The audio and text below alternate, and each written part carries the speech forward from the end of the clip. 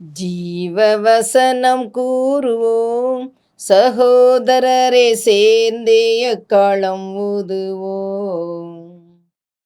கர்த்தருடைய நாமம் மகிமைப்படுவதாக. கிறிஸ்துவுக்குள் அன்பானவர்களே, இந்த நாளிலும் ஜீவ வார்த்தை ஒன்றை நாம் கேட்போம்.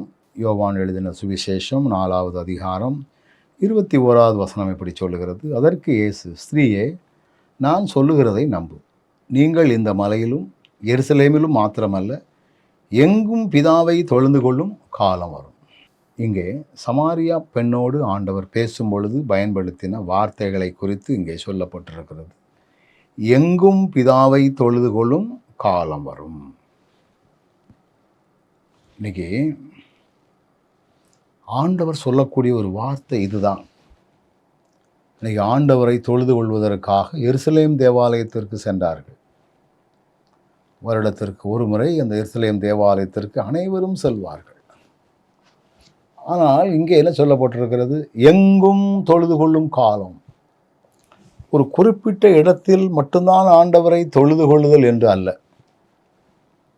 நம்முடைய சொந்த ஊரிலும் ஆலயம் இருக்கிறது, நம்ம வேலை பார்க்கக்கூடிய இடங்களிலும் ஆலயம் இருக்கிறது. எல்லா பக்கங்களிலும் ஆண்டவரை தொழுது கொள்ளக்கூடிய வாய்ப்புகளை ஆண்டவர் நமக்கு கிருபையாக தந்திருக்கிறார். எங்கள் ஊரில் இருந்தால் மட்டும்தான் அப்படிங்கிறது அல்ல. எங்கே இருந்தாலும் ஆண்டவரை தொழுது கொள்வதற்கு தேவையான பலனையும் அனுக்கிரகத்தையும் ஆண்டவர் நமக்கு தரக்கூடியவர். கர்த்தருடைய பிள்ளைகளாக இணைந்து இந்த காரியங்களை செய்வதற்குரிய வாய்ப்புகளை கிருபையாக ஆண்டவர் நமக்கு தருகிறார். அதனால தான் எங்கும் தொழுது கொள்ளும் காலம் வரும். குறிப்பிட்ட இடம் என்பது அல்ல, எங்கும்.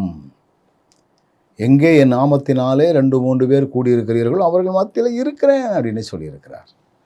ஒரு குறிப்பிட்ட இடத்திற்கு முக்கியத்துவம் இல்லாமல் எல்லா பக்கங்களும் ஒரு மனதோடு ஆண்டவரை சேவிக்கிற மக்கள் இருக்கிற இடங்களிலே ஆண்டவரை தொழுது கொள்ளக்கூடிய ஒரு பெரிய வாய்ப்புகளும் சலாக்கியங்களும் நமக்கு கிடைத்து விடுகிறது. கண்களை மூடுவோமா?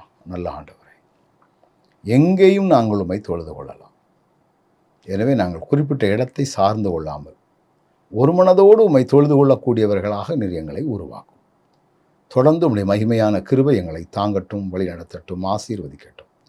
உயிர் தெழுந்த இயேசுவின் நாமத்தில் ஜெபிக்கிறோம் நல்ல பிதாவே.